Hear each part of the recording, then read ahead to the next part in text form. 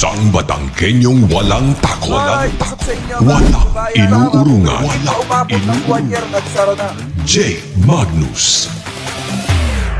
Jake Magnus TV nga po pala, isang Batangkenyong walang kinakatakutan at walang inuurungan sa paghihimay ng mga napapanahong balita dito sa ating bayan.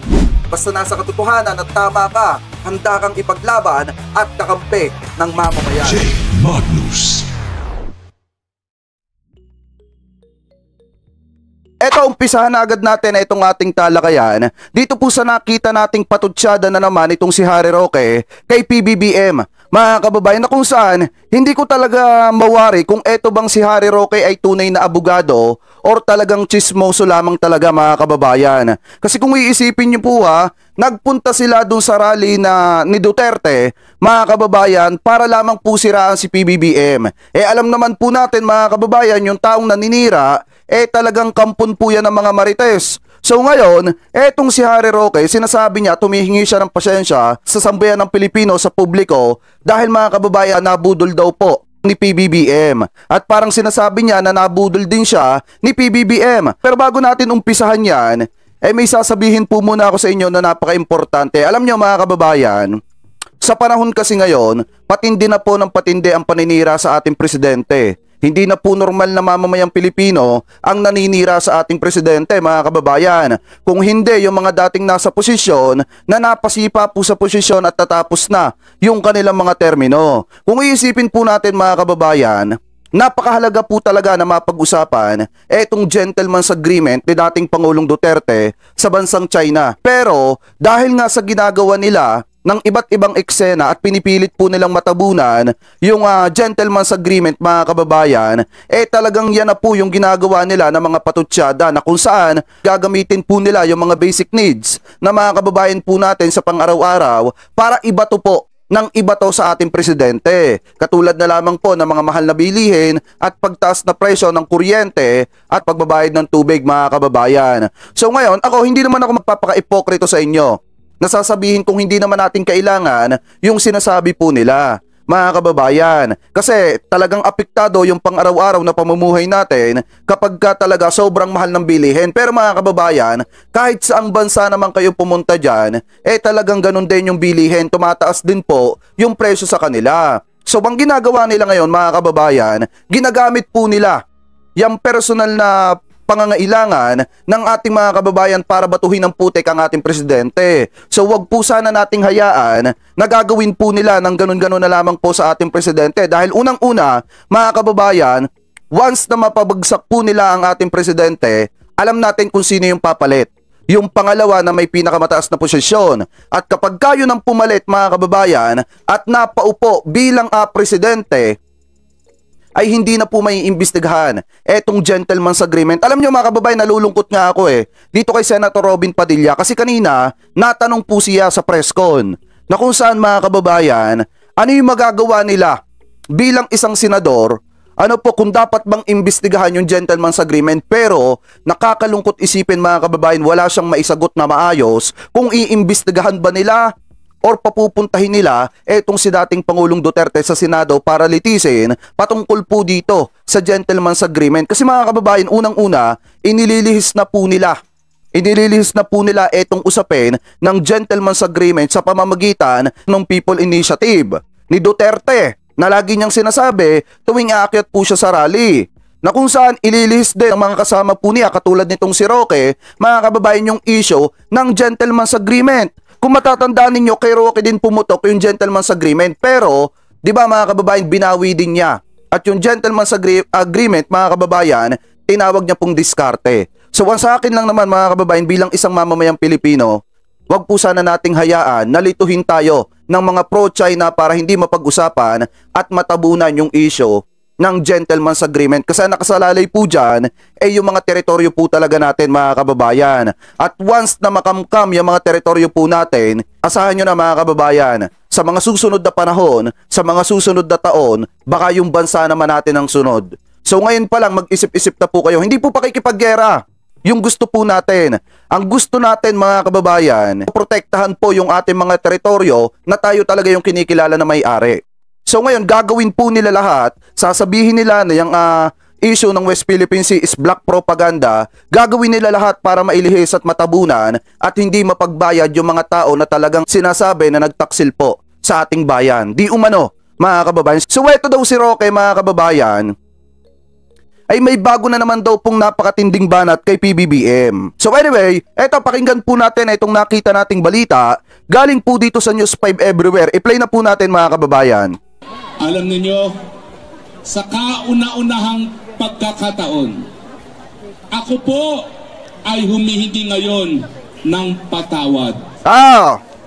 Kauna-unang beses ko po tumayo sa entablado dito sa Davao del Norte kasama ang ating Kuya Gob. Alam niyo, mga kababayan, kung tutuusin na, eto, Attorney Harry Roque, kung tutuusin, dapat ka talagang humingi ng tawad sa publiko. Dapat ka talagang humingi ng tawad sa amin. Bakit? Dahil nung panahon ng eleksyon, sinuportahan at ibinoto ka namin kasi ang akala namin, malinis yung hangarin mo sa publiko. Malinis yung hangarin mo sa ating bansa, sa bansang Pilipinas. Hindi namin lubos akalain, base na rin sa'yo yan, ang galing din sa'yo yan, na ikaw pala ay kaisa doon sa gentleman's agreement na yan. At alam mo, sinasabi mo, tapos kalaunan binawi mo. So ngayon, kung tutusin, dapat kami mga Pilipino, kami mga normal na mamamayang Pilipino ang nagsasabi na nabudol mo kami. Bakit? Kasi nung kasama ka ng unit team, talagang ipinopromote ka pa ng ating presidente at talagang ikinakampanya ka pa namin as a vlogger at ng mga supporter natin. So ngayon, kung sinasabi mo na humihingi ka ng patawad, tatanggapin namin yung kapatawaran na sinasabi mo dahil nabudol mo kami. Hindi dahil humihingi ka ng tawad dahil nabudol ka ni PBBM. Mali, ikaw ang nambudol sa amin, Attorney Harry Roque. Bakit? Sinuportahan ka namin kasi ang akala namin malinis yung hangarin mo at gusto mong tulungan yung bagong gobyerno na itatatag kasama si PBBM. Mga kababayan, as a president. Ano po? At as a senator, buti na lang hindi ka nanalo, Attorney Harry Roque. Dahil kung nanalo ka, isa ka pa sa sakit ng ulo ng ating gobyerno. Ano po? So anyway, ipagpatuloy pa natin. Kasama ang ating Speaker, Pantaleon Alvarez. Tamo? Dahil gaya po ni Attorney Glenn Chong, gaya ni Attorney Vic, gaya ng 31 million Pilipinos, isa po ako sa nabudol nung nakalipas na taon.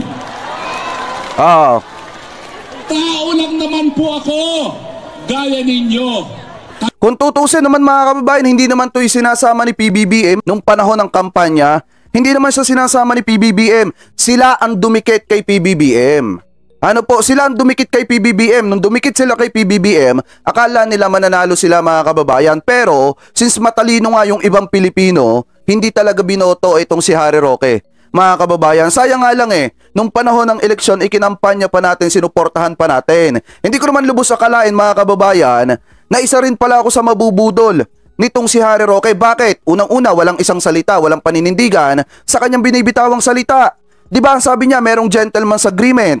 Pero kalaunan, mga kababayan, nung napapanood niya na siguro yung mga patutsada ni Panelo na fake news po yung nagsasabi ng gentleman's agreement kasi nakausap nitong si Panelo, etong si dating Pangulong Duterte, biglang nagbago po. Biglang nagbago yung kanyang salita at sinasabi niya, mga kababayan, na parang walang gentleman's agreement. At ipinagtatanggol niya pa etong si dating Pangulong Duterte na hindi naman siya kinikilala.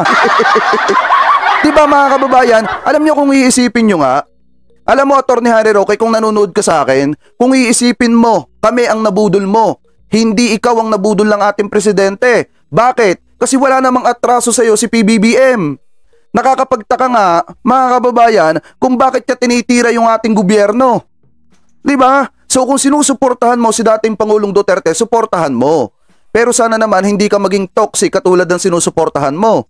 Kasi biruin mo saan nga nagkatala, isa kang lisensyadong abogado, tatayo ka dyan para siraan mo ang ating gobyerno? Sayang naman yung pagka-abogado mo, Attorney Harry Roque. Hindi pulay bilus yan, mga kababayan. Kini-question nila yung ating gobyerno, kini-question din natin yung pagiging abogado nitong si Attorney Harry Roque. Di ba abogado siya? Dapat alam niya, mga kababayan, na sala yung kanyang ginagawa. Dapat alam niya na mali yung kanyang ginagawa, natatayo siya dyan sa stage na kung saan marami mga Pilipino, marami mga kababayan nating Pilipino ang nakikinig sa kanila habang nalilito. At habang nakikinig sa kanila at nalilito yung mga kababayan nating Pilipino, ang isinisiksik nila sa utak ng mga kababayan nating Pilipino, masama yung nakaupong presidente. Di ba kung gagawin nyo yan sa panahon ni Digong, automatic mga kababayan, may kakulong ka. Buti na nga lang mga kababayan, mabait po yung ating presidente ngayon. Di ba kung matatandaan nyo, may isa dating atang pinklawan yon or dilawan na normal na mamamayang Pilipino ang may nasabi lang against kay Duterte, mga kababayan. Pero anong ginawa doon? Ang pagkakaalam ko parang dinakip pa tayo na umiiyak pa nga yun mga kababayan. So ngayon, sa panahon ni PBBM, kahit sobra na yung ginagawa nilang pambabatikos, wala kayong nakikitang inaaresto dahil lang sa binatikos yung ating presidente. Kaya nga itong mga ito namimihasang batikusin ng batikusin, eto pong ating presidente kasi nga napakabait at sobrang bait ng ating presidente na kahit hinihila po pababa, pahakbang ng pahakbang pauna yung ginagawa ng ating presidente at hindi nililingon yung mga bumabato sa kanya ng putik. Kaya nga kung iisipin nyo, salang-sala itong ginagawa nila kay PBBM, lalo na at itong si Harry Roque abogado pa naman. Ano po, siguro hindi niya alam mga kababayan yung ginagawa niya kaya ganyan. Sinasabi niya nabudol siya ni PBBM. Kung tutusin, dapat nga sambayan ng Pilipino magsabi sa'yo na nabudol mo kami. Kasi ang akala namin mabuti talaga yung puso mo para sa sambayan ng Pilipino. Yun pala hindi. Ipagpatuloy pa natin. Kaya nabudol. Ang akala ko, ang pagiging presidente madadala sa pagkabuting tao, pagkakait ng isang tao. Binibigay ko po kay BBM na talaga namang napakabait ng tao. Alam mo pala sa sarili mong mabait na tao yung ating presidente. Bakit mo sinisiraan, Atty. Harry Roque? Di ba abogado ka? At di ba nakasama mo si PBBM? Alam mo palang mabait si PBBM. Bakit mo sinisiraan? Biruin nyo itong mga kababayan, tingnan nyo itong mga to. Kahit si dating Pangulong Duterte sinasabi niya mabait na tao si PBBM at hindi makapatay ng langaw mga kababayan dahil sa sobrang kabaitan. Ngayon sinasabi ni Harry Roque, mabait na tao si PBBM. Kung alam mo pala sa sarili mo na mabait na tao si PBBM, paano ka binudol ni PBBM? Unang-una po ang ating bansa mga kababayan babago pa lamang bumabangon. Bakit? Dahil tingnan nyo naman yung ipinamanang utang ni Digong kay PBBM napakalaki. Mga kababayan, kumpara nung ipinamanang utang ni Pinoy dito kay dating Pangulong Duterte. Yung ipinamanang utang ni Pinoy kay dating Pangulong Duterte na doble. Mga kababayan, at yung nadobling yun po yung ipinamanang utang ni Digong kay PBBM. Utang ng ating bansa. Ano po na ngayon ay ang ating presidente ang humaharap mga kababayan. At hindi lang yon, bukod sa utang, pinamanahan din po ni dating Pangulong Duterte ng napakalaking problema si PBBM. Anong problema yon? Yung issue sa West Philippine Sea na naghahabol yung bansang China na tuparin natin yung ipinangako ng Administrasyong Duterte na tuparin ng Administrasyong Marcos yung iniwang pangako sa kanila ng Administrasyong Duterte na ngayon ay itinatanggi ni dating Pangulong Duterte. So ngayon, sino ang tunay na budol? Mga kababayan, yung nangako ng 3 to 6 months mawawala yung droga, pero kalaunan mga kababayan yung droga nandito pa rin. At ang ating gobyerno patuloy pa rin po sa pagsugpo ng ipinagbabawal na gamot. Di ba mga kababayan, yun ang budol. Dapat Atty. Harry Roque yan ang sinasabi mo. At dapat nilulubos-lubos ninyo yung pagtayo sa entablado ng Davao para ipaliwanag ninyo yung nilalaman ng gentleman's agreement. Huwag nyong ilihis yung topic sa publiko kasi kami, naghihintay kami kung ano yung sasabihin ninyo na tunay na nilalaman talaga ng gentleman's agreement. Kahit itanggi ninyo yan, hahabulin at hahabulin pa rin kayo ng bansang China. Bakit? Kasi nangako kayo sa kanila. Anyway, pagpatuloy pa natin. Pero hindi pala sapat ang kabaitan. Dapat merong kakayahan. Dapat walang bisyo. Gaya ng 31 million ng mga Pilipino, ang sabi ko, gaya ng special ate to the President, Senator Amy Marcos, bihira na mabigyan ng isang pamilya ng pangalawang pagkakataon. Nung minsan, sinuka ng sambayan ng Pilipino. Nung humingi ng pangalawang pagkakataon, ang sabi ko, baka naman lilinisin at gagawing mabango ang pangalan ng kanyang pamilya muli. Mga kababayan dito sa Davao del Norte, nagkamali ako, nabigo ako. Ang akala ko, itataguyod ang malinis na panunungkulan. Pero nung panahon ni dating Pangulong Duterte, kahit puro sablay na mga kababayan, walang masabi etong si Roque. Kasi nga naman, syempre amo niya yun eh. Natural mga kababayan, talagang kahit pangit na yung sinasabi nung kanyang mga amo, kahit nakakasira na mga kababayan, talagang susuportahan pa rin po nila. So anyway, panoorin po natin ito pang isang patutsyada nitong si dating Pangulong Duterte dito po kay PBBM. Alam nyo mga kababayan, ito yung paraan nila para ilihis po yung issue ng West Philippine Sea. Kasi nga naman, alam nila natatamaan sila sa isyong to. Hindi nila matatakasan to mga kababayan. Bakit? Kasi hindi lang kapwa Pilipino po nila ang nagtatanong sa kanila. Kung hindi, maging ang bansang China mga kababayan, talagang paulit-ulit pong binobomba itong mga Duterte. Bakit? Sila kasi ang sinasabi na nangako po sa kanila. Ano po, kaya daw po nagiging marahas itong China at hinahara sa mga kababayan po nating Philippine Navy kasi nga ang gusto nila to pa rin natin yung pangako natin sa bansang China. Pangako ng dating administrasyon, which is administrasyon ni dating Pangulong Duterte. Mga kababayan, ito i-play pa natin itong sunod na patutsyada nitong si dating Pangulong Duterte para mailihis po ang topic ng issue ng West Philippine Sea. So ito, i-play na po natin. Binatikos ni dating Pangulong Rodrigo Duterte ang ginagawang hakbang ng kasalukuyang administrasyon para mapabilis ang pagsusulong ng charter change o pagbabago sa konstitusyon. Sa isinagawang prayer rally kagabi April 14 sa Tagum City, Davao del Norte, sinabi ng dating Pangulo na ang pagbabago sa saligang batas ng Pilipinas ay konektado sa term extension ng President at Vice President. Binasa pa at idiniin ni Duterte ang nakasulat sa saligang batas. Kita nyo ha mga kababayan, nag-upgrade yung paninira ni dating Pangulong Duterte kay PBBM. Bakit? Kasi nung una kasi mga kababayan, 2 kapirasong papel lang yung bitbit sa rally. Mga kababayan ngayon, talagang nakaprinting na, nakasalansa na. Para nga naman kung sakaling ipapaliwanag nila yung mga paninira nila kay PBBM, dapat detalyado mga kababayan at hindi magkakamali. Kasi nga naman, kung mapapansin ninyo yung mga naging presko ni dating Pangulong Duterte, napakarami ng butas. Na kung saan mga kababayan, di ba sinasabi niya walang gentleman's agreement. Tapos, may sinasabi siya sa bandang huli ng kanyang preskon, doon sa gikang sama sa mga kababayan, na merong usapan pero verbal. Ibig sabihin, agreement pa rin yun. Kahit verbal mga kababayan. At nadulas din doon si dating Pangulong Duterte na kalakip mga kababayan ng verbal na usapan, hindi talaga kukumpunihin etong BRP Sierra Madre. Sa madalit salita, bubulukin po talaga mga kababayan. So ngayon, eto panoorin pa natin. Batas ng Pilipinas na 6 na taon lang ang panunungkulan ng Presidente at Vice-Presidente ng Pilipinas. Tapos nito ay hindi na sila maaari pang magpa-re-elect o magpa-extend sa kaparehong posisyon. Kay tungod niingon ng konstitusyon, kani-kani konstitusyon nga akong igunitan, diin napili si Presidente Marcos pagka sabi dito ni Duterte, nakalagay dito sa konstitusyon, nahawak ko, nananalo si President Marcos sa pagka-presidente.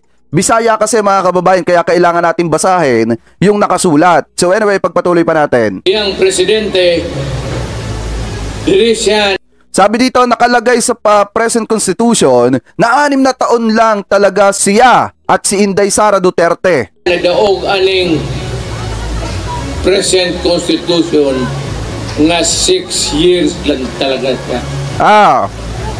Hasta si Inday, muna karon law ay kaayo mong yun nga kaya ngayon hindi maganda na ang isang administrasyon ning usa ka tao, usa ka administrasyon paningkamot na pod usab sa konstitusyon gagawa ng paraan ulit para ulitin ang 6 na taon at gustong dagdagan pa. Alam nyo mga kababayan na ito para sa akin lang naman. Kung maganda naman yung hangarin ni PBBM sa bansang Pilipinas at ipaglalaban niya naman ng bansang Pilipinas, sangayon ako na madagdagan yung termino ni PBBM. Kaso nga lang mga kababayan, yun yung kasing isinusulong nila na Chacha yung People Initiative, mga kababayan, or itong tinatawag na Chacha Economics Provision, yan po kasi mga kababayan ay pumapatungkol po dun sa mga investor, yung mga foreign investor na gustong mag-invest dito sa ating bansa, na kung sakali may sasakatuparan, talagang marami mga foreign investor ang magtatangkang mag-invest po dito sa ating bansa. So yan po yung nakikita ko, kaya gustong baguhin ng administrasyon ngayon etong konstitusyon. So anyway, ipagpatuloy pa natin. Kaso nga pala mga kababayan, ang nakikita ni dating Pangulong Duterte dyan, kapag ka daw binago yung konstitusyon, ang gusto lamang daw ni PBBM pahabain yung kanyang termino at pahabain din yung termino ni BP Inday Sara Duterte. Siyempre nga naman, mga kababayan, kung sakaling humaba ang termino ni PBBM at ni BP Inday Sara Duterte, wala silang paraan para mapalitan si PBBM at yung kanyang anak mananatiling bilang pangalawang presidente lamang. Gustong-gusto nga nila na mapatalsik sa lalo't madaling panahon etong si PBBM para maiupo nila yung pangalawang may pinakamataas na posisyon, which is etong si BP Inday Sara Duterte. At pag naiupo nila yon mga kababayan, automatic yung mga issue ng gentleman's agreement na yan, matatabunan na po yan. Malaki ang posibilidad na talagang hindi na mapag-usapan yan sa publiko. So ngayon, ipagpatuloy pa natin.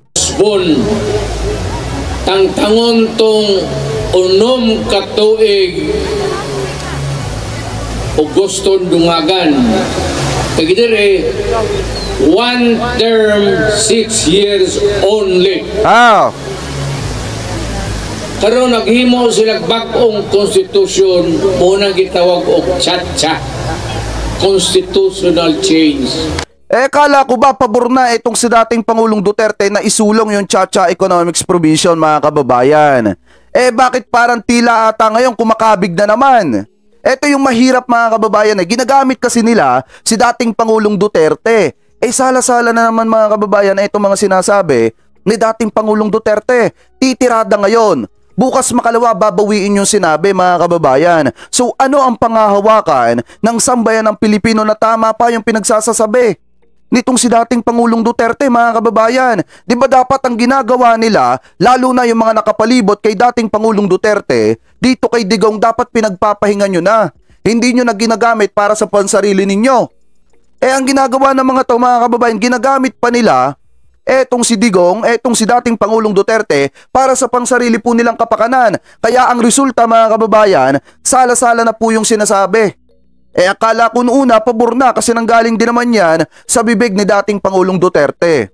At saka, mga kababayan, na ito alam naman natin lahat na nung panahon ng termino ni dating Pangulong Duterte, wala pang 1 taon na nanunungkulan siya bilang presidente, sinubukan niyang baguhin yung konstitusyon sa pamamagitan ng sinasabi po niya na federalism. Yung ipinangako sa atin ni Robin, kaya nanalo si Robin Padilla, yung federalism. So yan din yung ginagamit na term dati ni dating Pangulong Duterte para baguhin niya yung konstitusyon. Kaso nga lang, hindi po siya nagtagumpay, mga kababayan. So ngayon, nagagalit siya kay PBBM sa termino ni PBBM kasi nga naman, yung konstitusyon is binabago daw po ulit. Pero kaya binabago po yan ni PBBM para makainganyo po tayo ng mga foreign investor na makapag-invest po dito po sa ating bansa at makatulong ng malaki dito po sa ating bansa. So yung kay dating Pangulong Duterte, hindi ko alam ang dahilan kung bakit niya binabago yon. Kasi ang sinabi niya lang naman doon, kaya niya binabago yon para isulong yung federalism. Pero kung ang nasa isip niya ngayon, kaya binabago yung konstitusyon para magpahaba ng termino, ibig sabihin kaya niya pala din binago dati or sinusubukan baguhin dati yung 1987 Constitution para humaba yung kanyang termino at hindi siya mapalitan bilang presidente ng ating bansa. So sa kasamaang palad, napalitan si dating Pangulong Duterte. Kaya kung mapapansin nyo ngayon, kahit tapos na yung kanyang termino, tuloy pa rin yung pambabatikos niya sa ating presidente. Kasi nga naman, once na mawala si PBBM, once na mapababa ng sambayan ng Pilipino, si PBBM bilang presidente po ng ating bansa, automatic si Sara ang papalit. At pag si Sara ang pumalit, Duterte pa rin. Diba, mga kababayan? Anyway, pagpatuloy pa natin. The President shall not be eligible for any re-election. No persons who has succeeded him as Vice President and has served for such as more than 4 years. Muli ring pinaalalahanan ni Duterte si Marcos sa nangyari sa kanyang ama. Dapat maging kontento na binigyan pa siya ng pagkakataon ng taong bayan na maging presidente. Mr. President, I hope that you be able to recall what happened to your father. Marami ang nagagalit sa akin ng mga Duterte supporter. Di ba kung makikita ninyo may sinabi si Banat Bay, yung vlogger na sumusuporta kay Duterte. Ano yung sabi ni Banat Bay? Ang una daw pong nakipagkasundo sa bansang China, si Pinoy. Pero binasa natin yung article na binasa ni Banat Bay at wala naman dong nakalagay mga kababayan na nakikipagkasundo tayo, nakikipag-gentleman's agreement tayo or secret deal dito sa bansang China. So ibig sabihin mga kababayan, hindi si Pinoy. Ngayon nagagalit sa akin yung mga taga-suporta nitong si dating Pangulong Duterte. Sinasabi nila na ginagamit daw natin yung taong namayapa na, which is etong si Pinoy. Ano ngayon yung ginagawa ni dating Pangulong Duterte? Ginagamit niya si former President Ferdinand Marcos Sr. Para ano? Para ipaalala kay PBBM yung nangyari sa kanilang angkan na kung saan napasipa po sa pwesto bilang presidente nung panahon ni former President Ferdinand Marcos Sr. mga kababayan. So ngayon, ang sinasabi ni Duterte dito, kung hindi aayusin ni PBBM, malaki ang posibilidad na sumunod siya sa yapak ng kanyang ama. So sino ngayon yung gumagamit ng taong namayapa na? Siyempre sila mga kababayan. Kasi biruin nyo ha, kung ikaw ba naman ay nasa tamang katinuan, gamitin mo ba naman na panlaban yung taong namayapa na? Gamitin mo ba naman na panlaban yung istorya nung taong namayapa na doon sa bagong presidente ngayon?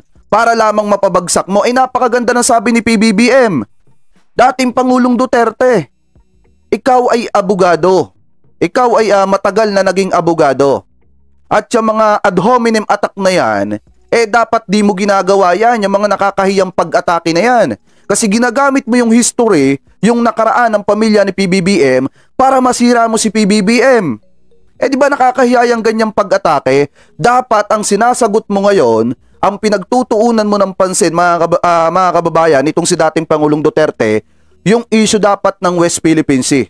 Bakit? Kasi unang-una ang China hindi na makapaghintay at hinahabol na to pa rin yung ipinangako mo sa kanila.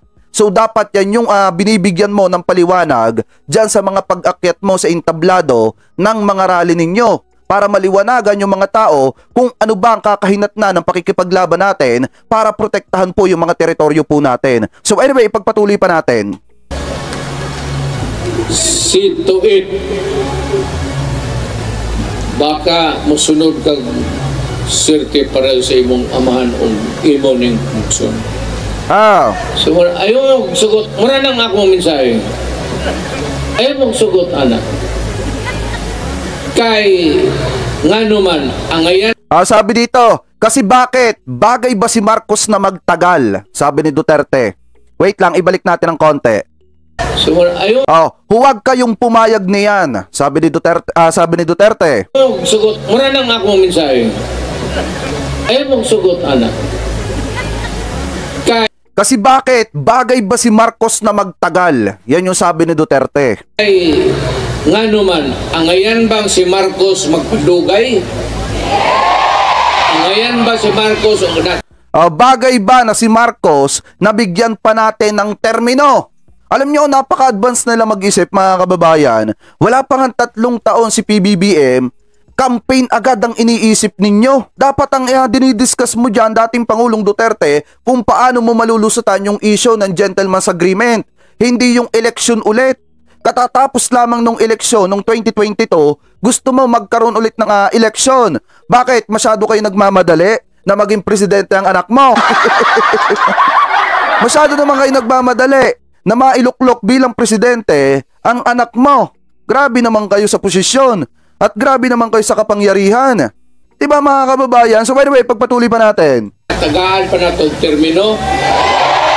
Kung sa may rason, kung sa may ang abilidad.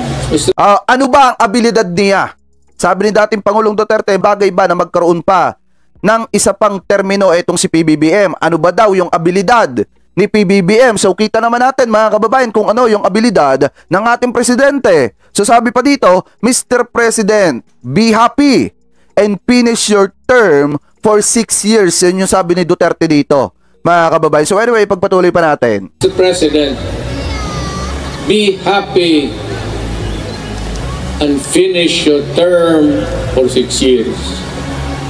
Makontento ka na dyan at binigyan ka ng panahon ng Panginoong Diyos na kapagsilbi sa ating bayan as President. Despite or in spite of the fact ng history ninyo, pagbaba ng tatay mo hindi maganda. Ginamit na naman yung tatay ni PBBM. Mga kababayan, iyan ang tatak nila. Alam niyo yung tatak nila? Puro sila ad hominem attack. Ano po, kahit yung mga vlogger, mga kababayan, pansinin niyo yung mga vlogger ni dating Pangulong Duterte, yung mga sumusuporta sa kanila, puro ad hominem attack yung ginagawa kay PBBM. Personal na pag-atake sa katunggali nitong si dating Pangulong Duterte yung ginagawa nila. Bakit? Hindi nila kayang sagutin yung argumento ng secret agreement or etong gentleman's agreement, mga kababayan. Kaya anong gagawin nila? Ad hominem attack yung gagawin nila. Personal na pag-atake sa pagkatao ni PBBM. Tatawagin bangag, adik, mga kababayan, at kung ano-ano pa. Ngayon, sino ngayon ang lumalabas na weak leader na kailangan pang manggamit ng taong namayapa na para lamang suportahan at panoorin ng sambayan ng Pilipino at pakinggan yung mga sinasabi? Sila, mga kababayan. Kasi alam naman natin na matagal nang namayapa si former President Marcos Sr. Ngayon, hinahalwat nila at ginagamit nilang panlaban at pambato kay PBBM kasi nga hindi nila kayang pag-usapan yung argumento ng West Philippine Sea. Ano po na kinakamkam ngayon ng bansang China. So anyway, ipagpatuloy pa natin. And yet, ang Pilipino, binigyan kayo ng pagkaiintindi o gipasaylo. Ayon pa kay Duterte, pwede naman anya nilang palitan ng konstitusyon pero epektibo na sa susunod na administrasyon. Samantala, libo-libo mga support.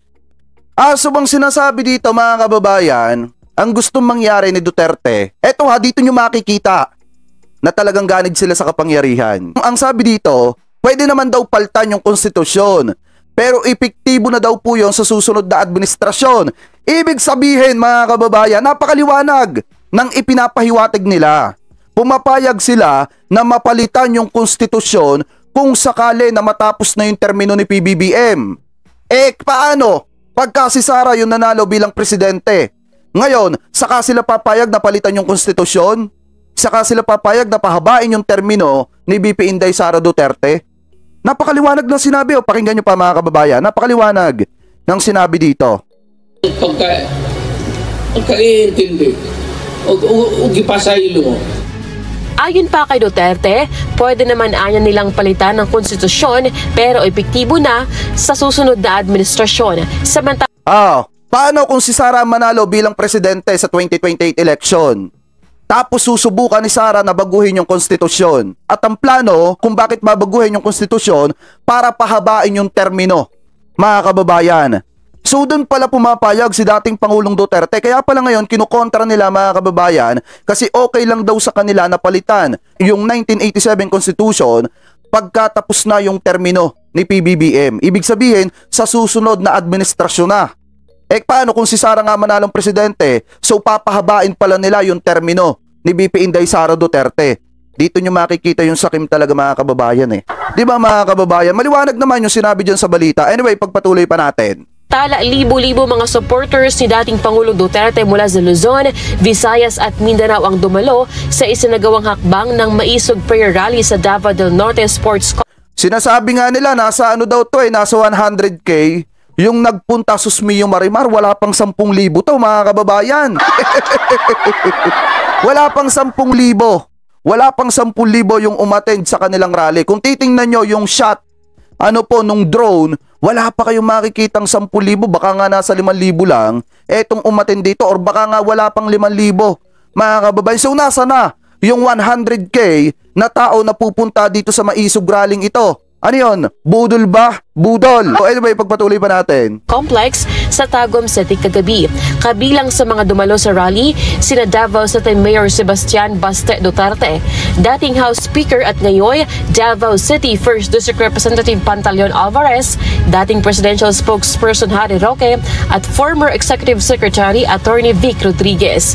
Binatikos na mga ito ang umano'y hindi makatarungang 60-day suspension ni Davao del Norte Governor Edwin Jubahib na isa sa top-performing governor sa bansa noong nakaraang taon. Tutol din na mga ito sa isinagawang People's Initiative o Politicians Initiative na ang layon umano ay pahabain ng termino ni Pangulong Marcos.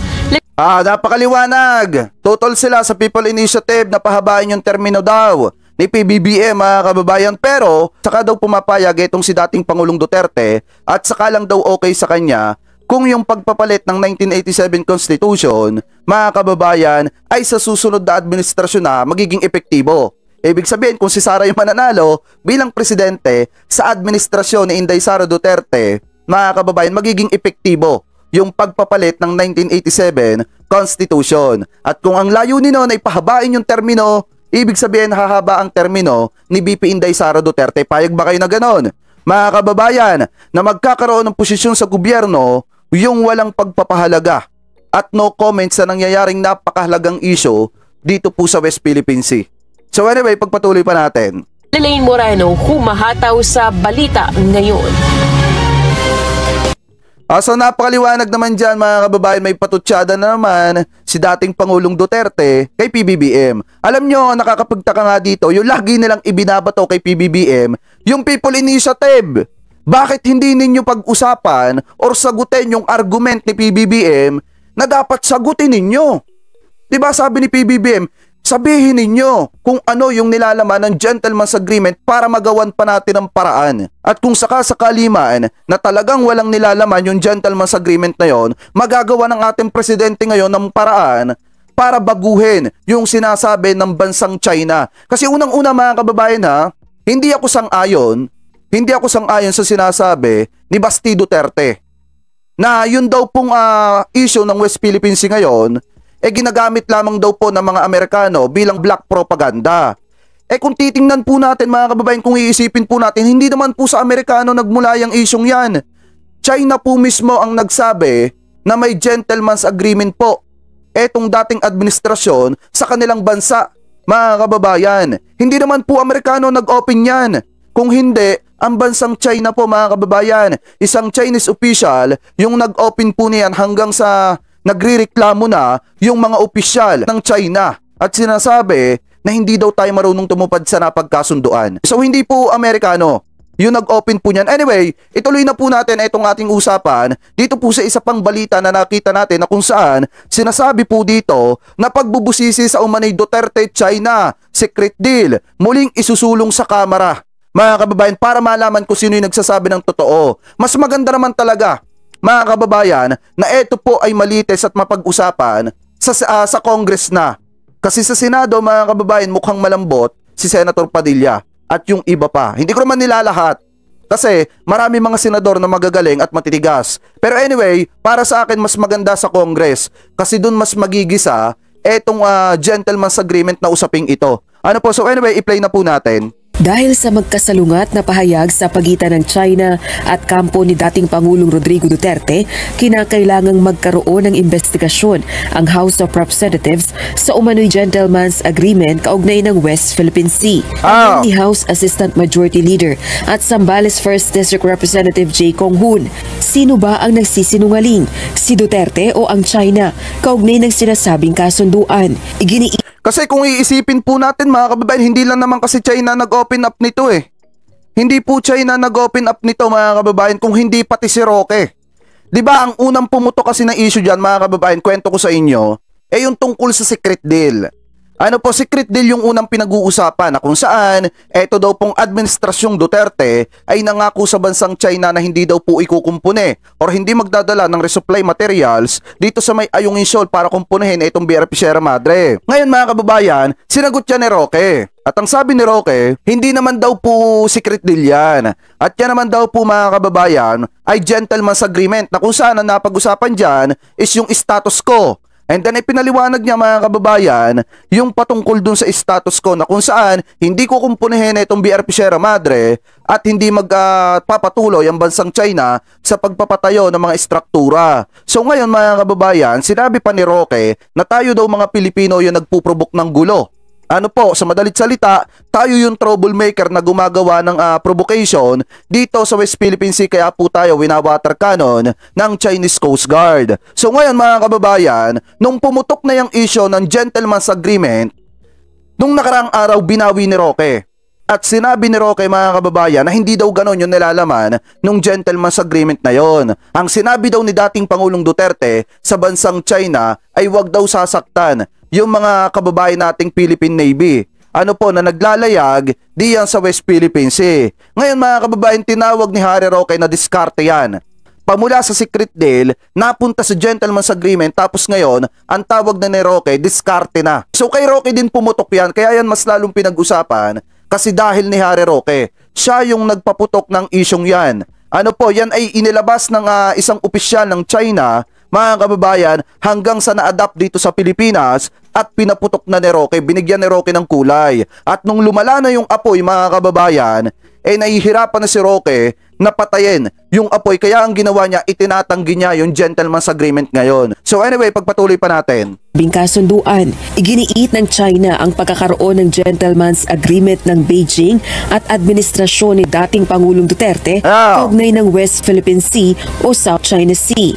Batay kay Chinese Foreign Ministry spokesperson Mao Ning, tumindi ang tensyon sa West Philippine Sea, partikular na sa Ayungin Shoal na tinatawag nitong Renai. Ayan na, tingnan nyo mabuti mga kababayan na. Wait lang, sarado ko tong ating comment section para makita ninyo. Ayan o, napakaliwanag ng sinasabi dito eh. Kung mapapansin ninyo mga kababayan, sabi dito, sabi ng spokesperson nitong si Mao Ning, mga kababayan ng bansang China, the reason for the current tension at Renajao, the Philippines refused to tow away the illegally grounded warship. Second mga kababayan, deny the extent of Duterte administration gentleman's agreement with China. Mga kababayan, bansang China ang nagsasabi na si Duterte, administrasyon ni Duterte, yung nakipag-agreement po sa kanila na tinatawag na gentleman's agreement na itinatanggi ni Roque. So Roque, paano mo kaya itatanggi ito kung mismong bansang China na ang nagsasabi na kayo ay nakipag-agreement sa kanila? Diba? So napakaliwanag naman mga kababayan, hindi Amerikano ang nagbukas ng isyong yan. Ang nagbukas ng isyong yan ay ano po, etong bansang China. So anyway, pagpatuloy pa natin mga kababayan. Dahil sa ani pagtanggi ng Pilipinas na alisin ang nakasadsad na BRP Sierra Madre. Subalit tanging status quo umano ang naging kasunduan kay Chinese President Xi Jinping ayon sa dating punong ehekutibo. Giit ni Congressman Kong Hoon, deserve ng mga Pilipino na malinawan sa isyong ito. Tama! Ayon naman kay House Deputy Minority Leader at ACT Teachers Party List Representative Franz Castro, ngayong inamin na ni dating Pangulong Duterte ang pagkakaroon ng secret deal sa China, dapat nang imbestigahan ito ng Kongreso at papanagutin ang mga responsable sa anyay unpatriotic deal. Samantala, giit naman ng isang international affairs analyst, pagtataksil o pagkakanulo sa bansa ang sinasabing gentleman's agreement sa China ng dating administrasyon. Mismong sa balita ng galing yan ha, yung ginawa ni Duterte, ng administrasyong Duterte na nakipagkasundo sila, nakipag-gentleman's agreement sila sa bansang China mga kababayan, isang maliwanag na pagtataksil po sa ating bansa. Diba taliwas dun sa sinasabi nila na wala naman tayong isinukong teritoryo, wala namang nawala sa atin na teritoryo. Hihintayin pa ba natin na mangyari yon? Di dapat ngayon pa lang, tutukan na etong investigasyon dito sa secret agreement na ito. Kasi baka mamaya, one time magising na lang tayo, wala na tayong teritoryo at nasa bansang China na. At ang kanilang gagawing katuwiran at pangsanggala doon sa pagkuha nila ng mga teritoryo natin ay yung kasunduan ng dating administrasyon. Oo, sa ngayon siguro wala pa tayong nawawalang teritoryo, pero wag nating hintay na magising na lang tayo isang araw, wala na sa atin yung mga teritoryo natin. At ang sunod na kakamkamin sa atin, yung bansa na natin at gagawin tayong probinsya ng China, gaya ng pangarap ni Digong. Anyway, pagpatuloy pa natin. Ito ay dahil pumapabor ito sa interes ng China. former president, if there's such a thing really as a gentleman's agreement, fell to the Chinese trap. Oh! Ang tao nyo, ibibiwis ang buhay nila, papabayaan nyo ng mga yung comfort nila at welfare nila sa isang nabubulok na Second World War landing ship tank. Samantala, naniniwala naman ng isang analyst na hindi pambubuyo sa China ang isinagawang kauna-unahang Trilateral Leaders Summit sa pagitan ng Pilipinas, Estados Unidos at Japan. Hindi po ito an arrangement to provoke the status quo. It is mainly to defend what is left of the status quo. And that's very much important. Given the turmoil that we are all facing today, it is very much important to maintain and secure this established order. Rosa Licoz, UNTV News and Rescue. Mga kababayan, cut na natin dyan. Sangayon ba kayo na dapat itong gentleman's agreement po na ito ay talaga matutukan sa Kamara, mga kababayan? Press 1 nga kung sangayon po kayo na dapat maimbestigahan po ito sa Kamara para malaman po natin yung katotohanan at nasa likod nitong gentleman's agreement na ito, mga kababayan. At mas maganda sana kung maimbestigahan ito sa Kamara ay makausap din, mga kababayan, yung ilang mga nakasama ni Duterte nung nakipag-agreement po sila sa bansang China. Para malaman po natin kung ano ba talaga yung mas nilalaman pa nung gentleman's agreement na yun, kung bakit nagagalit yung bansang China dito sa sinasabing pangako ng dating administrasyon. So hindi natin alam kung ano yung ipinangakong yun na hinahabol ngayon ng bansang China. Ano po? So anyway, mga kababayan, punta naman po tayo dito sa next topic po natin. Eto, tanggalin na natin to.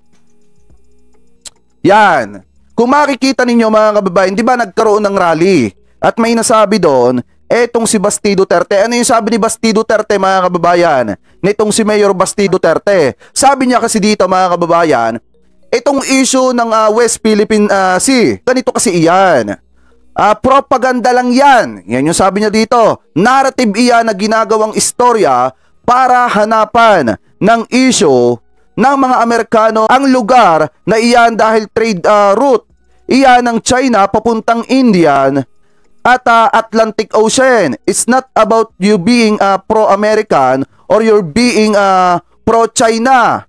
Ang hindi natin gusto dito ay masali tayo sa away na wala naman tayong kinalaman, mga kababayan. So ito yung pinakamagandang maikomento natin sa sinabi ni Mayor Basti Duterte. Alam niyo, kung tutusin, mga kababayan, hindi nga masasabing propaganda at narrative yan ng Amerika. Kasi yung issue po na yan ay pumutok talaga mismo, mga kababayan, sa isang Chinese official. Sa madalit salita, mga kababayan, yung pong balitang yan ay nanggaling sa bansang China. Na ngayon, mga kababayan, mismong China na po, ang nagsasalita at nagsasabi na tuparin natin yung ipinangako natin sa kanila. Kasi nga, sinabi din ng bansang China, mga kababayan, na kaya nagkakaroon ng tensyon dito sa West Philippine Sea kasi nga hindi tayo marunong tumupad sa napagkasunduan at hindi natin iniiwanan or inaalis yung sasakyan nating pandagat dito sa may Ayungin Shoal, mga kababayan. So napakaliwanag naman na hindi po black propaganda yan.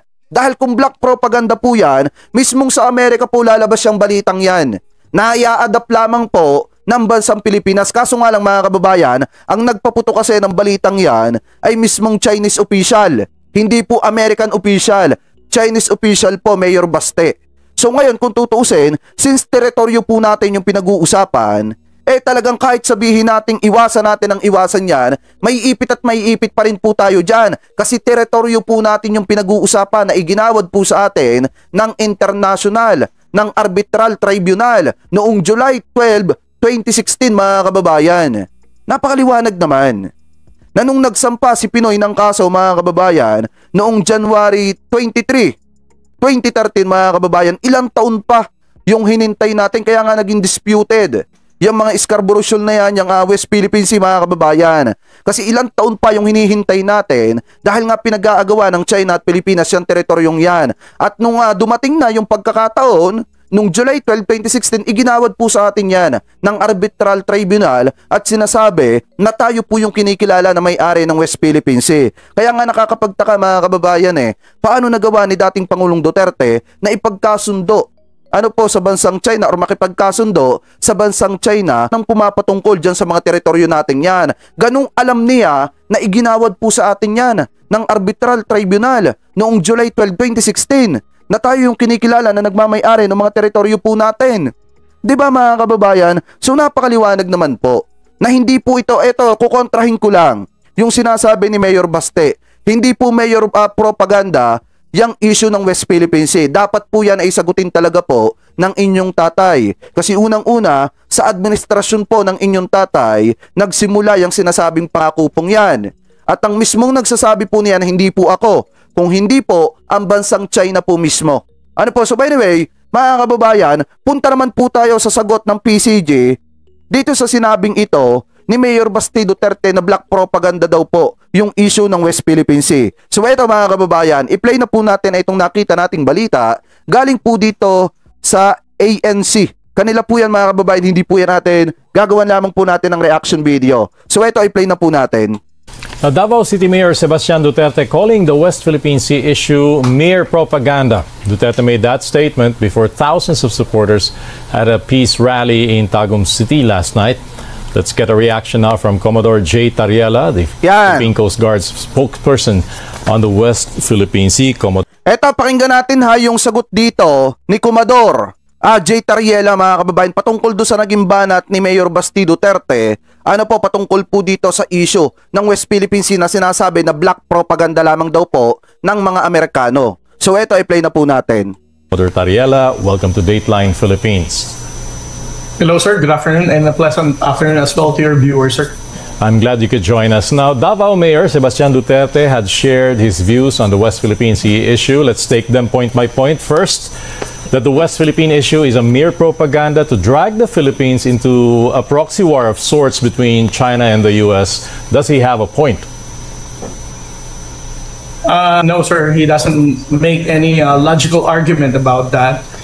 We know for a fact that the West Philippine Sea issue has already been decided by the arbitral court. We already have a victory in 2016 regarding this issue.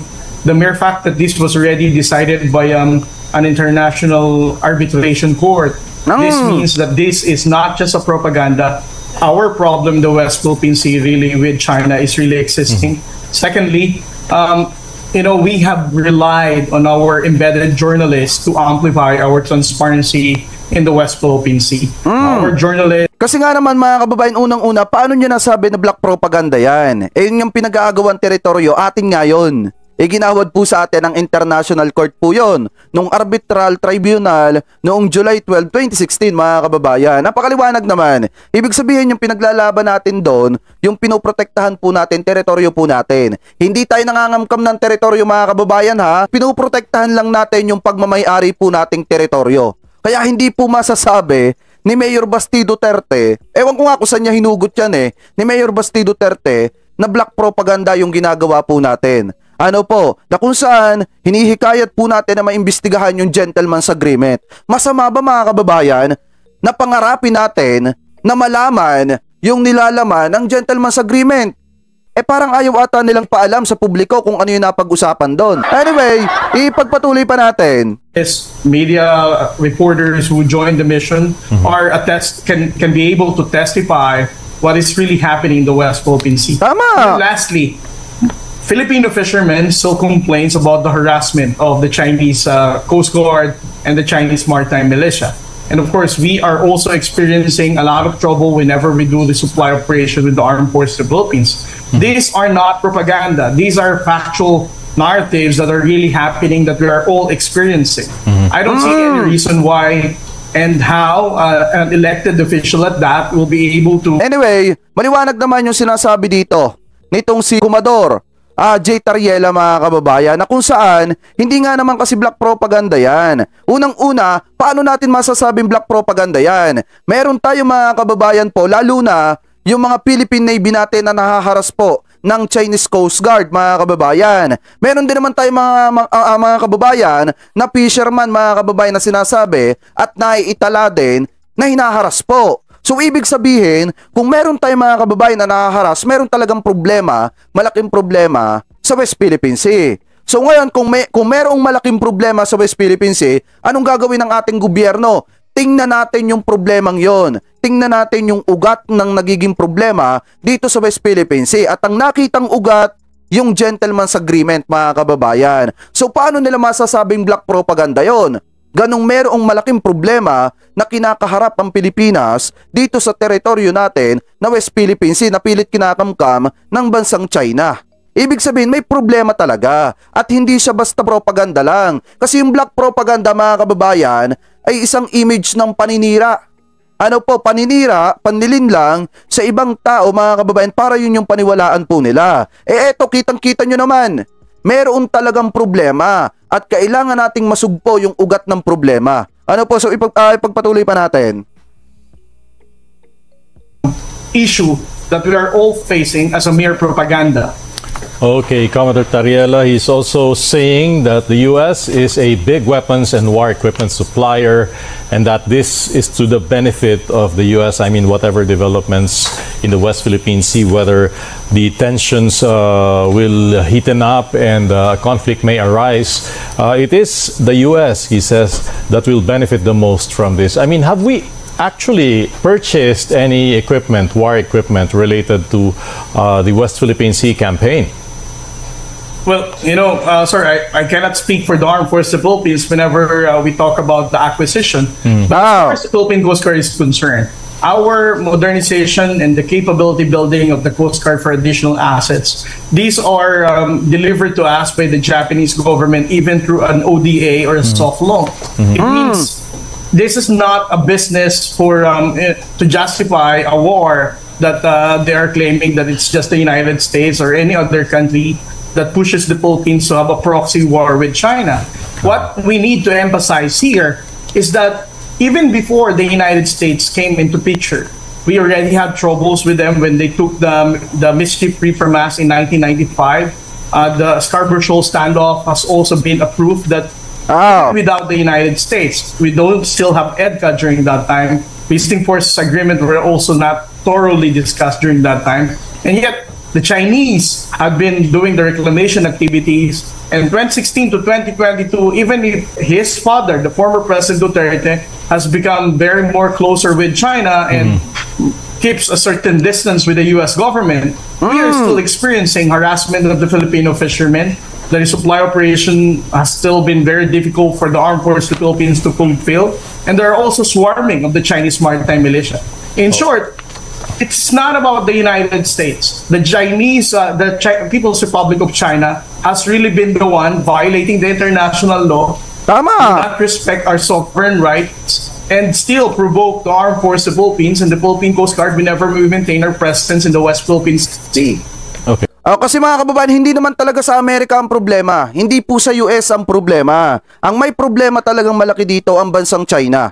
Ano po, yung mga Chinese official. Bakit? Hindi kasi nila inirerespeto yung inilabas na desisyon ng International Court or netong arbitral tribunal na kung saan tayo yung kinikilala na nagmamay-ari ng mga teritoryo na kinakamkam po nila ngayon. At yung mga ginagawa nilang aktibidades dyan, mga kababayan sa West Philippine Sea, dapat hindi nila ginagawa yan kasi hindi na po sakop ng teritoryo po nila yan. Alam nyo mga kababayan, kaya lang naman kasi ginagawa ng mga yan, kaya lumaki yung mga Chinese Coast Guard dyan at yung mga Chinese official dahil nga ipinakita nung dating administrasyon yung pagkawik po nila.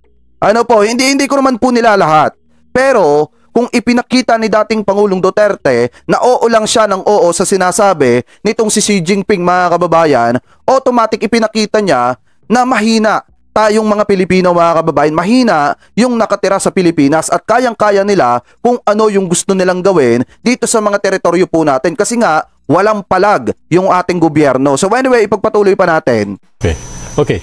His third and last point, Commodore Tariela, the Davao Mayor expressed apprehensions on the possible enlistment of Filipino soldiers in the event that this becomes a full-blown war. What are your thoughts on this? Well, there was already a survey conducted about this. I think it was already released last January, wherein more Filipinos now have mentioned that they are willing to support our country in fight for our sovereignty. So I don't know what is the basis of Mayor Duterte in mentioning that it will be difficult for the national government to ask the support of the Filipino public in maintaining our fight for the West Philippine Sea. And I guess that is also the message to all of those Filipinos who may be worried, who may share the same sentiment as the Davao mayor as to how this would involve Filipino soldiers in the event that, you know, this becomes or escalates into a full-blown war. Now, Commodore Tariela, how much value do those statements coming from the Davao mayor have in the grand scheme of things? Well, you know, sir, the only thing that matters now is the statement of the president and entire National Task Force West Philippine Sea, and of course our commitment on the part of the Philippine Coast Guard and the Armed Forces of the Philippines in maintaining our presence in the West Philippine Sea. This is the only thing that has more significance to the Filipino people. A mere statement of a Davao City mayor, it's not just I'm not giving so much a recognition. The fact that our president, who is the chief of our architect of our foreign policy, it has more weight considering that he's the one representing our country in discussing our issue in the West Philippines. Sabi dito ni Romel Oracion, the problem is ex-president Shimao Diggs abandoned the Philippines and its territory as is show the weak ex-president has nobles higay. Hindi nga yung ginawa niya na pag-abandon na doon sa mga teritoryo po natin, pagpapakita ng kanyang kahinaan bilang presidente po ng ating bansa. Unang-una, di ba? Eto, hindi ko nakakalimutan to kasi nabasa ko to sa article. Ano yung pangako niya nung eleksyon? Sasakay siya ng jet ski, mga kababayan. Pupunta siya doon sa mga boundaries, mga kababayan, ng China at magtitirik ng watawat ng Pilipinas. Nung nakaharap na si Xi Jinping, wala. Tiklop yung balls. Tiklop, mga kababayan. Kasi ang sabi ni Panelo, kung matatandaan nyo, natalakay ito ni Panelo nung na-interview siya. Nakipag-usap sila sa bansang China kay Xi Jinping. And then ipanilawanag ni Duterte, mga kababayan, yung about dito sa West Philippine Sea, yung about sa oil. Mga kababayan, ngayon, ang sinabi daw nitong si Xi Jinping, wag mong gawin yan. Magkaibigan tayo. Ayaw niya masisira yung pagkakaibigan. And then magkakaroon ng trouble. And then ang sabi daw, ang naisagot lamang daw ni Duterte, mga kababayan, ano po ang nasa isip nyo, Mr. President? Ibig sabihin, mga kababayan, ikaw ang presidente ng ating bansa? Magtatanong ka kung ano yung nasa isip ng bansang gustong kumangkam ng teritoryo mo? Parang nagpapaalam ka pa? Di ba, pagpapakita yun ng kahinaan at pagkaduwag mo. Gustong-gusto ninyo magkaroon ng gera. Pagka nandiyan na yung gera, duwag naman kayo. Di ka, mga kababayan. Anyway, pagpatuloy pa natin. Together with any other foreign leaders. Secondly, the entire national government, not just the Armed Forces of the Philippines, but all of the government that are part of the National Task Force West Philippines has one solid voice in support of our efforts in the West Philippine Sea. I don't see any reason that his statement would derail our efforts in the West Philippine Sea. The Armed Forces of the Philippines remains to be committed in maintaining our presence in the West Philippine Sea and for fighting for our sovereignty and sovereign rights. So I don't see any reason that the statement of Mayor Duterte would be able to discourage our soldiers and our sailors from the Coast Guard to not to push for our sovereign rights and sovereignty in the West Philippine Sea, sir. All right, let's go to the West Philippine Sea. Sa Paul, si Mayor Basti Duterte, mga kababayan, kasi sinabi niyang black propaganda lang daw Black propaganda lang daw, mga kababayan, yung issue ng West Philippine Sea. So sa madalit salita, parang sinasabi paninira lang, mga kababayan. So ngayon, lumabas yung problema, yung ugat ng problema. Ang alam niyo yung ugat ng problema dito? Yung gentleman's agreement at yung barko na BRP Sierra Madre na hindi natin ipinaalis dun sa Ayungin Shoal. Kasi sinasabi ng bansang China, may nangako sa kanila na aalsin daw po yung BRP Sierra Madre dito sa may Ayungin Shoal at hindi daw po kukumpunihin. So yun po yung pinakamalaking ugat ng problema, mga kababayan, kaya nang haharas ang bansang China. Anyway, pagpatuloy pa natin. Now, we had Reynaldo Aquino, mega love shoutout We recently had a trilateral summit in the U.S. with President Marcos attending. What immediate developments can you now share with us after the U.S., Japan, and the Philippines concluded that meeting? I mean, what are the deliverables and where are we on those now? Well, honestly, sir, I still don't have the complete details about what really transpired with the trilateral summit. I think the Department of Foreign Affairs or the Department of National Defense has more details to inform the public about it. But what I can tell you is that this kind of engagement that our president had with President Biden and Prime Minister Kishida is a good sign that the international community is standing up together with our fight in the West Philippine Sea.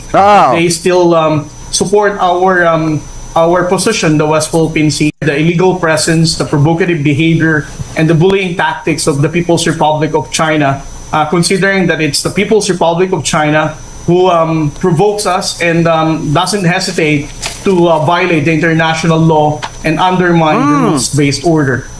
Okay, lastly, Commodore Tariela, you know, the summit has somehow defined or formalized really the alliances that have formed between the U.S., Japan, and the Philippines. Now, having said that, do you now expect China to become more aggressive and hostile in the West Philippine Sea, given that it has expressed displeasure over these alliances of the three countries? And what are the strategies? How would you approach these challenges on the part of Coast Guard? Well, first of all, let us first highlight the fact that even without this kind of engagement we had with the United States or even the Japanese government or any like-minded states, the escalation of tension has always been intensified by the people. Ayan o, paano masasabing black propaganda yan? Mayor Basti Duterte, kita mo naman yung tinamaan o, yung mga sakay ng Unaiza May 4 na winatar cannon ng Chinese Coast Guard. Na ang pinapalabas pa ng Chinese Coast Guard, mga kababayan, isang barko lang yung nag-water cannon. Pero kitang-kita naman doon sa video na 2 barko po ng Chinese Coast Guard yung nag-water cannon dito po sa mga kababayan nating Philippine Navy na sakay ng Unaiza May 4. Ito pa nga lang kitang-kita nyo, issue na yan, problema na yan sa West Philippine Sea na hinaras yung mga kababayan po nating Pilipino at nasaktan. Ngayon, ipagpatuloy pa natin. People's Republic of China. The mere fact that they are increasing their number of the Chinese Coast Guard, that they are preventing the armed forces of the Philippines from completing a resupply mission, and that they are harassing the Filipino fishermen, they have always intensified the tension in the West Philippine Sea. It will be surprising if ever China would not choose to deploy their maritime forces in the West Philippine Sea. So I don't want to give them so much credit that they're going to, because of what we're doing, that the tension and the provocation will be increased to the next level. As I said, even without this, they have been consistently violating the law and undermining our own sovereignty. And don't you think this would also work the other way around? Will they be more cautious now that, you know, you have this alliance, very vocal, and now really coming up with strategies to approach the West Philippine Sea issue? Well, that is very objective of the transparency strategy that we launched since last year, wherein the international community can support the Philippine government in standing up against the bullying action of China. The People's Republic of China to be swayed that their illegal actions will bring them nowhere, and that the international community, the like-minded states, would be condemning and criticizing them, and it would have a much more negative implication with their relationship with other countries. That is our main objective here, to pressure China with more international community, more national leaders standing up with President Bongbong Marcos, condemning and asking them to adhere to the international law. All right. Thank you so much, Commodore J. Tariela, a spokesperson on the West Philippine Sea for the Philippine Coast Guard. Thanks a lot for sharing those thoughts with us on the show today. Have a great day. Napakaliwanag naman mga kababayan. Sa poll, si Mayor Basti Duterte, kasi nga naman mga kababayan, saan ka ba naman nagkatala? Umakyat ng entablado, nagsalita doon about West Philippine Sea at pinapalabas mga kababayan na etong issue ng West Philippine Sea ay isa lamang daw pong propaganda. Yan nga sabi dito, itong issue ng West Philippine Sea, ganito kasi yan, propaganda lang iyan. narrative, iyan na ginagawang istorya para hanapan ng isyo ng mga Amerikano mga lugar na iyan dahil trade route iyan ng China papuntang Indian at Atlantic Ocean mga kababayan. At parang ang sinasabi pa dito is not about being pro-American o you being pro-China. Ang hindi natin gusto dito, nasali tayo sa away na wala naman tayong kinalaman. Biruin nyo mga kababayan ang pinag-aagawang teritoryo, ang inaagaw na teritoryo pala ay teritoryo po ng Pilipinas. Sa tingin mo mga kababayan, kung sakali mag-away yung Amerika at saka China, at ang sanhi ng pinag-aawayang yon ay yung teritoryo ng Pilipinas, sa tingin nyo may kinalaman ba ang Pilipinas? Wala. Teritoryo natin yung mga kababayan Teritoryo yung ipinaglalaban natin at tinutulungan tayo ng Amerika para protektahan po yung sovereignty po natin. Dito po sa teritoryo po natin. Ibig sabihin, may kinalaman tayo dyan. Ang sabi ni Mayor Basti dito, ang hindi daw nila gusto dito, ay masali tayo sa away na wala naman tayong kinalaman. Kitang-kita naman na napakalaki ng kinalaman po natin dyan kasi teritoryo po natin yung pinag-uusapan. Napakaliwanag naman mga kababayan. Kaya nga sa poll sila dito sa video nitong si Commodore J. Tariela mga kababayan.